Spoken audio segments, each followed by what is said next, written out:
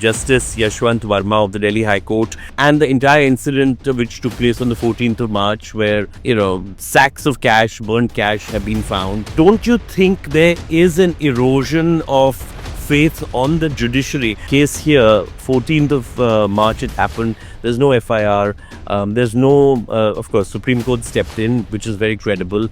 They've asked for impeachment now. We can't talk about the case. I understand. Want to. The sheer number of cases, the staggering number of cases that we have now. I was just going through some of the records. It says that in the high courts alone, we have 63 lakh cases in the high courts of India. And I'm not even talking about the sessions courts and the junior courts. I think there are crores of cases there. Now, you would call that a crisis, right? In terms of... It is in the sense that, but you can't really say that the judiciary is not working. The ratio of number of judges to the population is so low in our country. I mean, if you go to Australia or you go to even America, any country, you will find that the judges are not, in fact, they are surprised. I've had people watching a court proceedings and they would say, how are you coping up? I mean, 70, 80 cases a day, every day. They do even 2, 3, 4 cases a week, and that's a heavy week for them.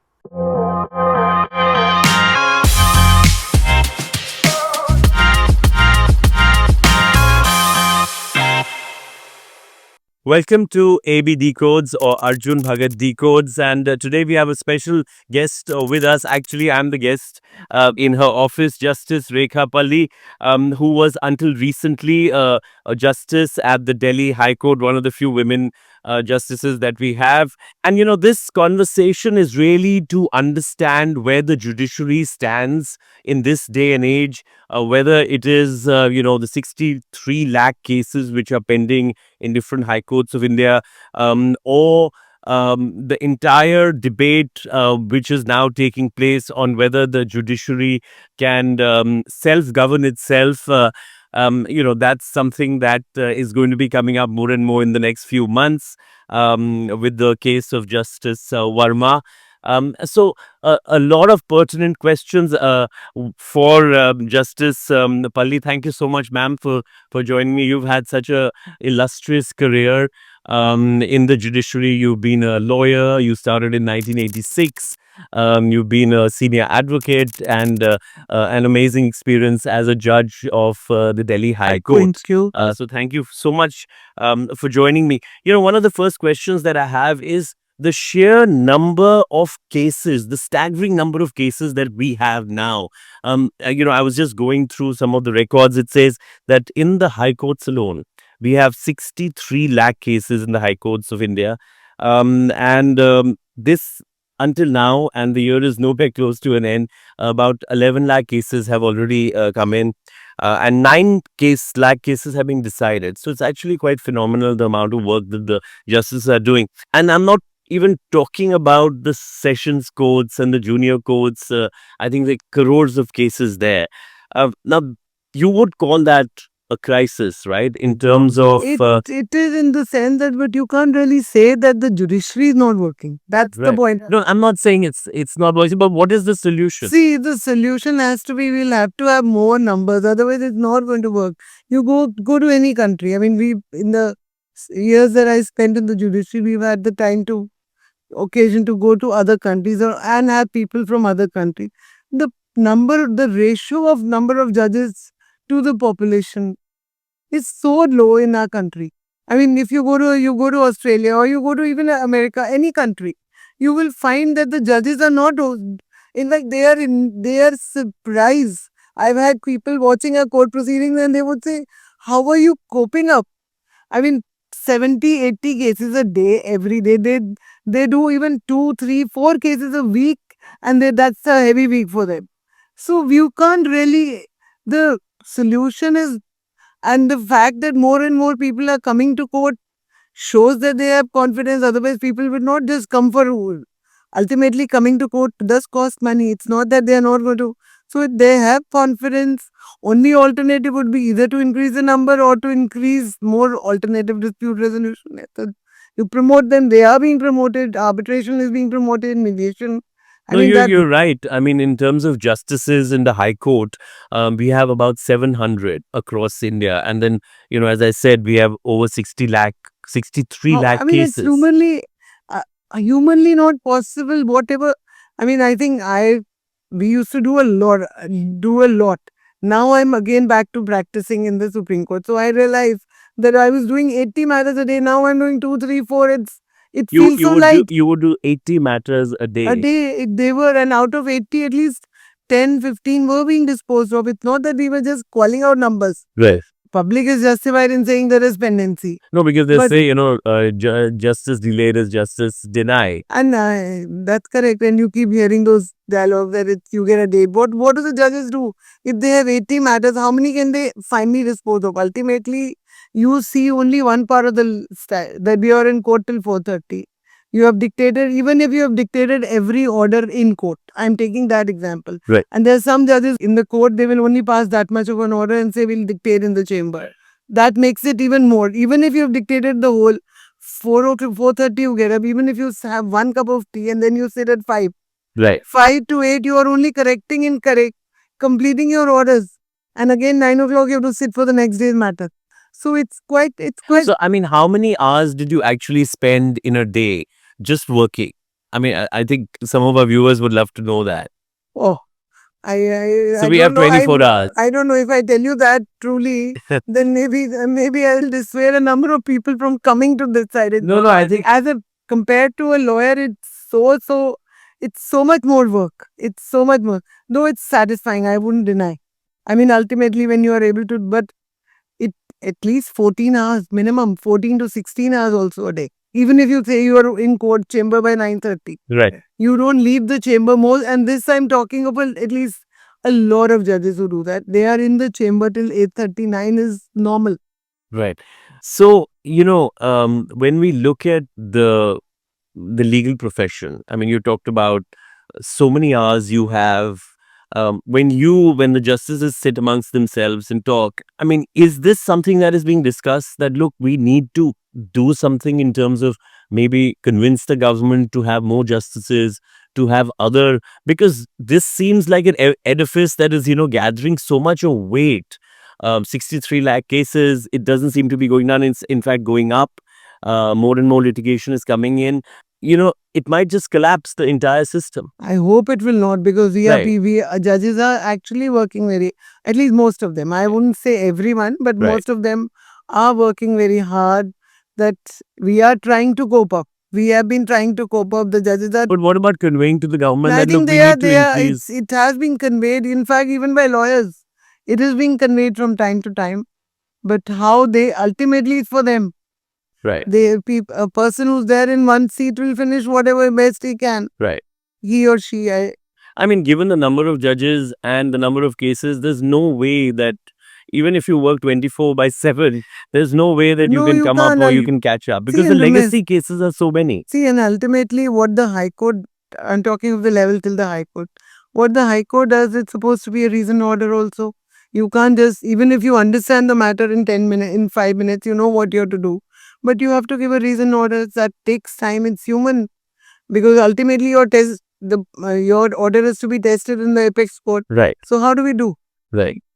You're right. Even if all judges were to work 24 hours, It's not even going then it's not, because the inflow is becoming increasing, and that shows the confidence. Yeah. At least that is one positive, that there is confidence in the system. Right. In spite of whatever people keep saying, there is some confidence in the system. Otherwise, they would not want to waste time to come to court, no? If you look at the lower judiciary across the country, Yeah. judges are appointed through state examinations, right? Judicial services, and there's a very robust mechanism which over the years. I've been the chairperson of the Right. Delhi Exams and Committee, so I know that. Right. Yeah. So in that, and you will be more aware of it than anyone else. We have a lot of young women coming in, Yeah. joining the judicial services. Yeah. I think the percentage is over 30%. It's about 45% in There you some go. states. So I stand at least correct. Delhi. Right. In Delhi alone. Yes. So maybe all India is about 33, Yes, 34%. your figures must be correct about all India, because Yeah. some states yes. But if you look at that and you compare it with, the high courts, across the country, it's barely 10 or 12%. It fluctuates a little bit, Yes, that's justices correct. retire. In the Supreme Court, which is, pontificates on every aspect of our lives, right? Supposed to be the symbol of what is correct and, always guiding society. That is one of the roles of the Supreme Court. Right now, we have two women justices in the Supreme Court. One of them is about to retire. We'll have only one left. Maybe we'll have one more added soon. Maybe Maybe we with don't that know, but we vacancy, don't we know. might. We don't know. We don't know. We don't Nobody know knows. about that. The point is that why aren't more women being taken into the higher judiciary? See, when we start the DJS and the Delhi Judicial Service or any judicial service, there the entry point is a fresher. Where today we have many young girls who are law graduates. In my office also, you'll see so many girls coming in. The problem here is when you come to High Court judge appointments, you are looking at women who are at least 45, around 45 maybe. Right. That stage you have lesser women because when I joined the profession, we were just a handful. Right. Now you see many more. So the pool is increasing. Right. It's not that the persons who are to appoint there are not aware. They are aware. But they have to have the pool also. You can't have just women just because you need the women. Right. My point is when you are having a high court judge, a lady as a high court judge, she should be able to justify that appointment also. It's not that just because she's a lady. So Right. the pool is less. I'm hoping another 10, 15 years you will see high court you will have at least 25-30% female judges in the high court. I'm hoping because I'm seeing. I can give my example when I was appointed as from the bar. Right. We were 4 people appointed and 2 were from the bar. Right. Which was a very rare thing that out of 4 appointments from the bar, 2 were women. Right. That happened. So it's gradually changing. So you're not saying that there is. So what you're saying is there's no bias. Maybe bias at some other level, subtle biases are there, but not in these selections. What about reform? Do you think a reform is needed in the higher judiciary to actually have the same kind of judicial exams for the High Court like you have in the lower judiciary? Why keep such a I distinction don't think between the two? I'm not a pro for that. I Right. think it will not serve the purpose. A lot of people because are asking for a some lot of sort of a. because they are asking for it because they feel there's no way, there's no transparency why you are selected. Right. That may be the reason, but an exam at the age of 45 when your experience is going to make more difference. Right. Then we have to have those kind of specialists who Or can. then take people from the lower judiciary. I mean, who have got so much of experience. There. How does that work? Wouldn't that we be? already have one third. We have one third from the lower judiciary, but only taking from the lower judiciary doesn't work. Right. Because they work in a particular style. See, even when they come to the High Court, we at times realize there's a little difference in the perception. They have seen it from their style. And a person who's appointed straight away from the High Court is more aware of the jurisdiction and the broader constitutional premise. That I think you need the mix of both. They bring in their own benefit. Right. You can't have only people coming in from there. That would be a very dangerous proposition. Otherwise, why are we having people in the Supreme Court directly also? That's because they bring in, they've worked in that very Supreme Court, so they bring in a different perspective. Right. That's what So I you feel. think right now we have a more holistic perspective as far as the pool of talent is concerned. That's exactly what I want. But to say that when the pool increases, the number of women will increase. Doesn't that seem a little unfair? Because one sees a lot of women lawyers, but you're saying At that. what age? That's what I'm saying. Right. Maybe they can be a little more proactive. See, I'll say that if a lady is 80% as good as a man, maybe she should be given a better chance. But not if she's only 50%. I mean, Right. that's what. Maybe you're right sometimes to bring in more. Ultimately, as long as we don't have more women in the high courts and the Supreme Court, the public perception will be different. I mean, I'll give you an example. I was just before I admitted office, I was on a matrimonial roster. Right. With a male judge. I was a senior judge. Right. So there was a matter where husband was there, and the allegations were very vague. She doesn't know, she doesn't hear, she goes on talking. I said, now what do you say? I'm the one who's doing the talking here. So the perception will have to change. You're right. Unless we have more women in the higher judiciary, the perception of men, the common man, is not going to change. Not only at they will learn to respect women more if they see more women in the position of a little authority. I won't say use the word power, but authority. At least they see women judges as having that position of authority. Right. So, ma'am, I want to talk about an issue which is going to consume us. Justice Yashwant Verma of the Delhi High Court and the entire incident which took place on the 14th of March, where, sacks of cash, burnt cash have been found. The Supreme Court put together a committee, and they've come out with a pretty damning report, which is right now, in the public domain, parts of it at least. And the Supreme Court has actually recommended impeachment of Justice Verma on a broader and a more holistic. I mean, we I can't talk wouldn't about the want to. case. Yeah, I I wouldn't want understand. to. I He's understand. been a very, very respected colleague, so I would Right, not right. want So to I say do not want to anything. get into the details of the case. But from a more holistic point of view, I would like to talk about, whether, this whole, the way accountability in the higher judiciary is maintained through that in-house mechanism. This was based on the 1997 meeting, 7th of I'm May. aware. Two resolutions were adopted saying that the restatement of values of judicial life, and then in-house procedures so that wrong accusations could not be put against justices. And of course those checks and balances are needed, but don't you think there is an erosion of faith on the judiciary? I mean, if you see justices, the case here, 14th of March it happened, there's no FIR, there's no of course Supreme Court stepped in, which is very credible. They've asked for impeachment now, but if you look at the history of the higher judiciary in India, either one can say, my God, what a fantastic judiciary, Supreme Court, High Court. We've just had 5 cases in all these years. There is a report which says 1,600 complaints were lodged against higher judicial officers, justices. Only 5 have been taken up seriously, and of that, nothing much has been done in most of them. Don't you think when politicians are being jailed, when IS officers are going to jail, when IPS officers, how can we just say that the judiciary, everything is really No, I working wouldn't properly? say everything is moving. I mean, I wouldn't say. I would, though I would want to believe if No, I would like to believe it. I mean, I would like to say, our judiciary is the cleanest in the bunch. See, the problem is the cushion which they need is a little more because they decide. See, the politicians and all are not deciding anybody's cases. Right. So the false allegation. Suppose I were to decide a case against you, and your friend succeed. So there is if you're not happy, it's very easy for you to put an accusation. Politicians don't face that. That's why they need that more cushion, no doubt. Yeah. So we maybe this case, maybe a test case to go further and see how things filter now. It's only, as you say, the Supreme Court has recommended. It's not that the government has done it or it's coming.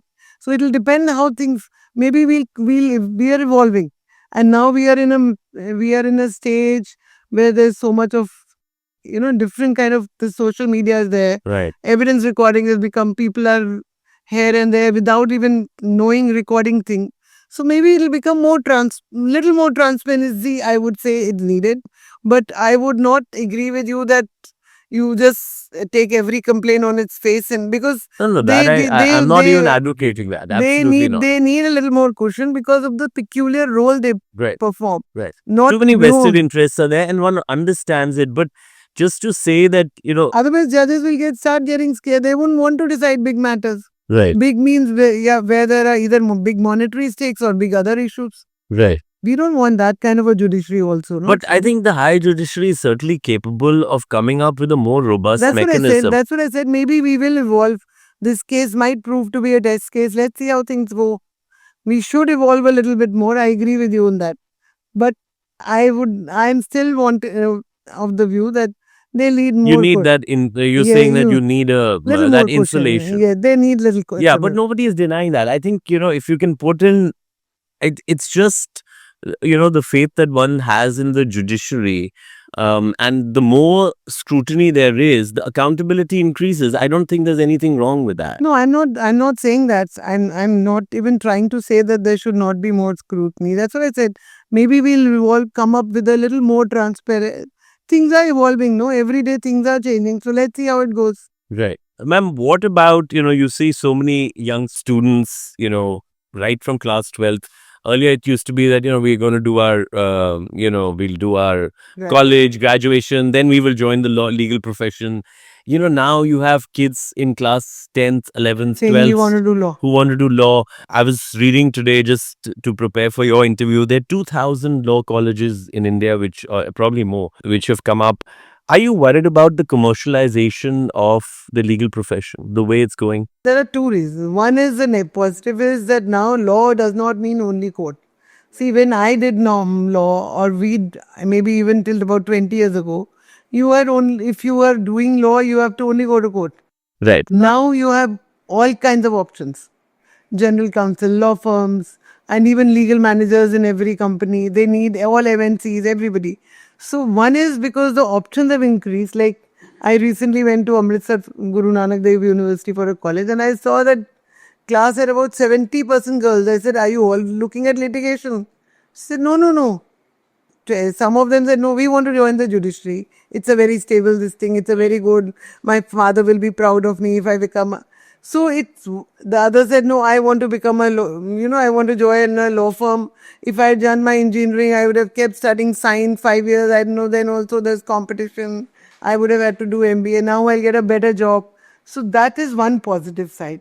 Second is that they are thinking, yes, they are enamored by these big names. Oh, this is easier. They think it is easier money, but it's not. If you go to the court and see, Yes. there's so many young lawyers who are struggling even to meet their means, especially those who come from people in Delhi. At least they have their house, they live with their parents or wherever they've grown up. Yeah. The ones who come from outside, the COVID showed us what happened in the Supreme Court. Yes. So many lawyers who came from outside and were living on rented, they were paying 50,000 or 40,000 or maybe 60,000 rent, a car EMI. They were shattered because they didn't know how to cope now. Right. So I am a little worried that it should not be that people should just join law because they think this is a need. They will be secured. That's not. It is not an easy profession. Ultimately, you have to work hard. You have to have that luck also on your side. You're right. The legal profession has definitely, evolved, and it's much more robust and varied than it was, say, in the 80s or the 90s. That And time there was nothing else except court. right. And now you have colleagues or friends who, like when I joined, now you have some people who are doing only arbitration. They've hardly seen Super court. specialization has happened. They haven't seen court, Yeah. and they're very happy and making much more money. Going to the court and trying to get justice for yourself is a very expensive proposition now.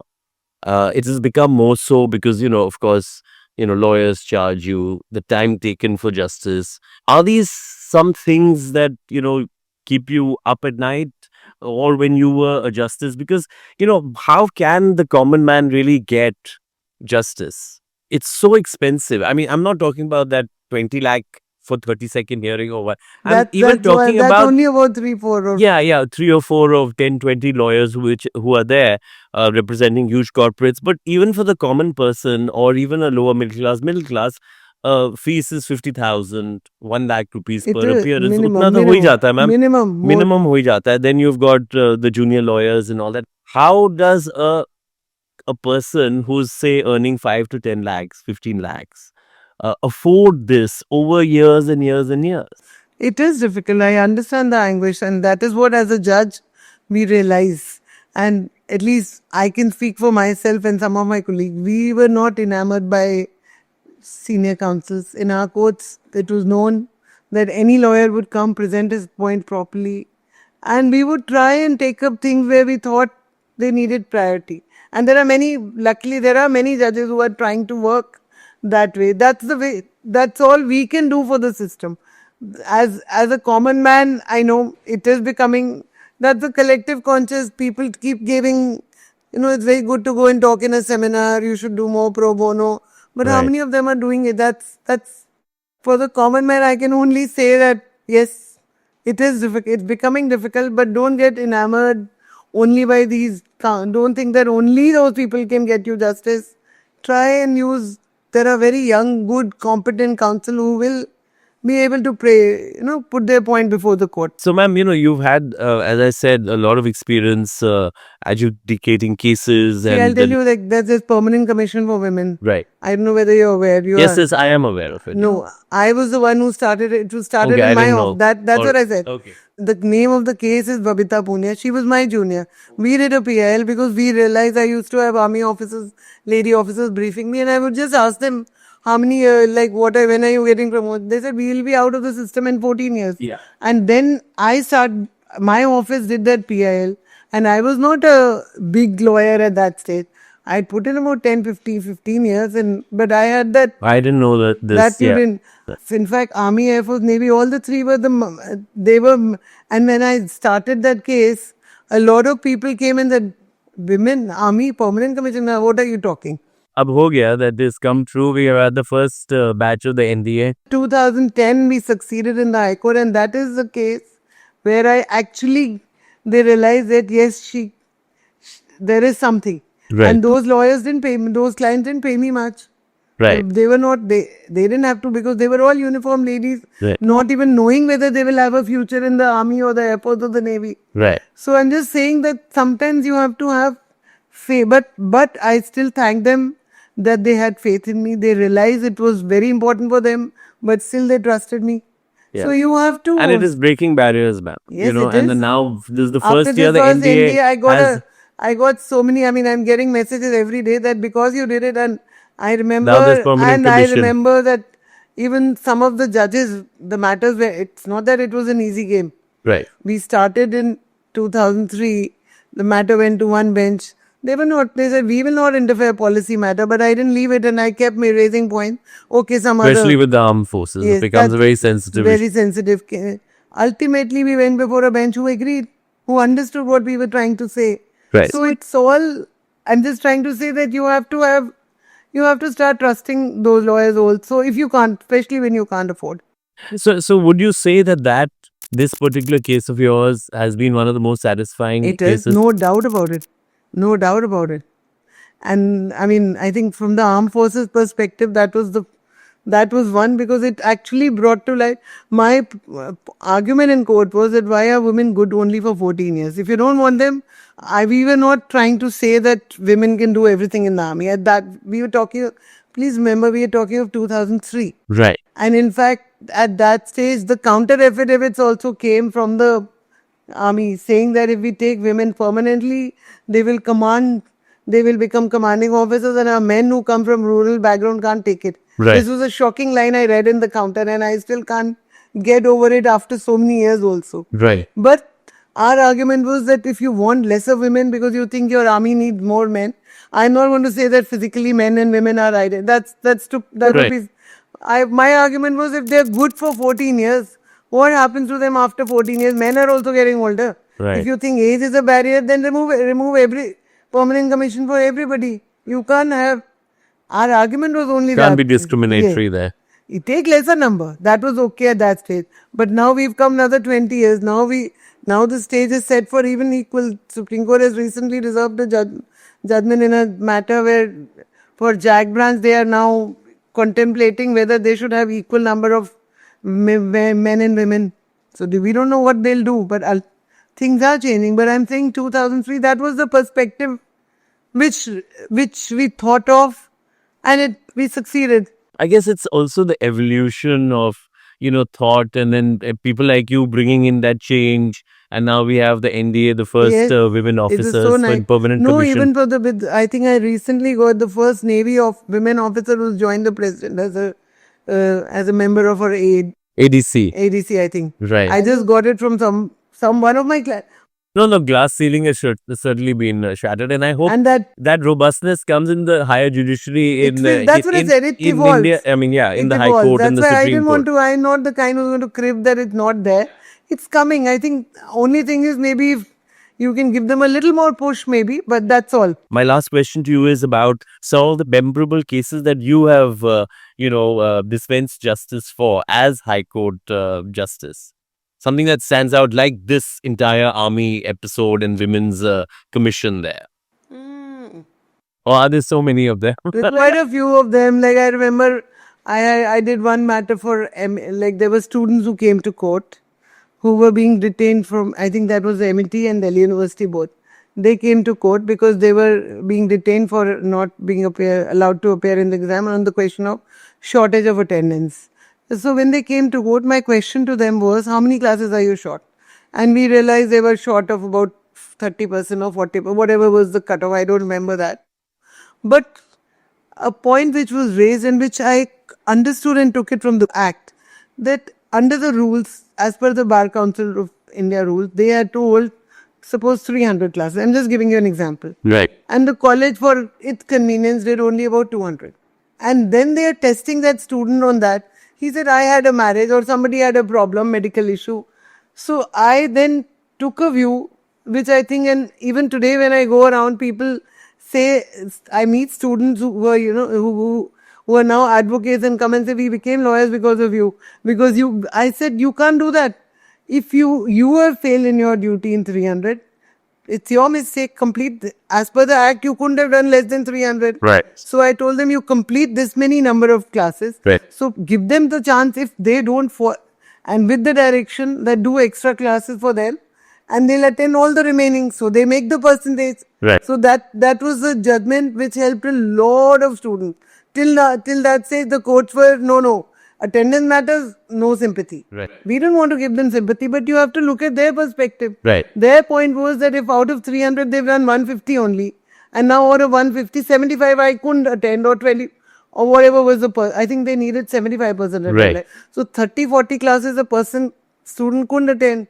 So you have to keep innovating as judges also. Right. Then there's this subvention scheme which the Supreme Court is now, I don't know whether you're aware of that. That was another case which was very, very close to this was a matter where I'm sure you're aware. Every day you are in this business, you go and book flats. Right. Right. You take loan from the banks. Yes. Because the bank will give it to you. The builder has arranged the bank. Right. Now you will pay first 50 lakhs down to the builder. Right.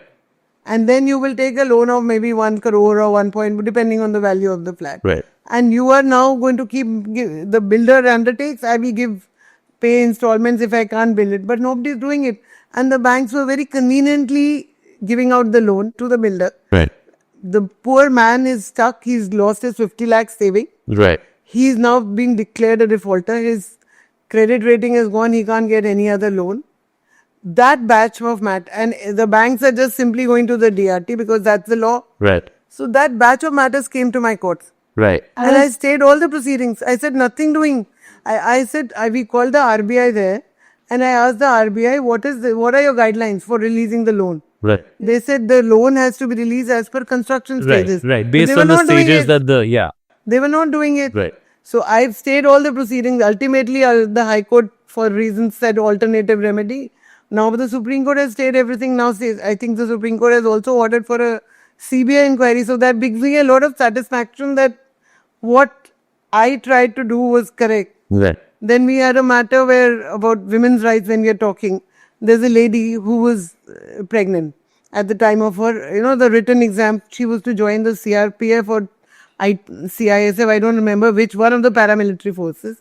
Now, because the written exam was delayed, she became pregnant by the time the written exam was, but she cleared the written exam. Now they have to have a very stringent physical. Right. They said, all right, now you've delivered a baby, we'll give you 4 weeks. Right. After 4 weeks, she obviously could not compete that. Absolutely. You have to remember a human being is coming out of his body. So we passed the judgment saying, what is this? Right. They didn't give her the chance. We passed the judgment saying, no, please frame new guidelines. We gave her relief saying that please test her again now. Though she was lucky because the matter remained pending for 2 years, so her strength was full. Right. But we said, at least come with some holistic solutions. Right. You can't say that we will wait 4 weeks. This is a joke. You are having a human being come out of you. I mean, even the maternity, as per the act also, it's 6 months, so you have to be some reasonable time. Right. Maybe you can not pay her for that at best if you think that you are delaying her physical, but don't make her lose her seniority in what she's not doing. I mean, it's so unfair. And this was a recent matter, about 2 years. I think maybe not even 1 year ago. So even though we are advancing, nobody's realizing this. Right. I mean, these are the kind of So basically, it's always it's dispensing justice to the lowest common or that denominator, that individual. And I think that's so important it is. in a society that's, running away so fast. We don't even look at the plight of common people. And that's what See, justice. sometimes the things get swayed in only the big corporate houses coming and Yes. senior councils coming and arguing. I mean, it is sad. It is. Yeah. But you Yeah. have to But look at. thank you so much for your service to the country, ma'am. We've taken a lot of your time. This was Justice Rekha Palli with me, High Court Justice and a legal luminary. Thank you so much, ma'am, once again for spending your time and also making a difference to society, whether it's the armed forces or so many cases where you have adjudicated. And this is Arjun Bhagat on AB Decodes. Do subscribe and do watch with another very interesting personality in the near future. Thank you.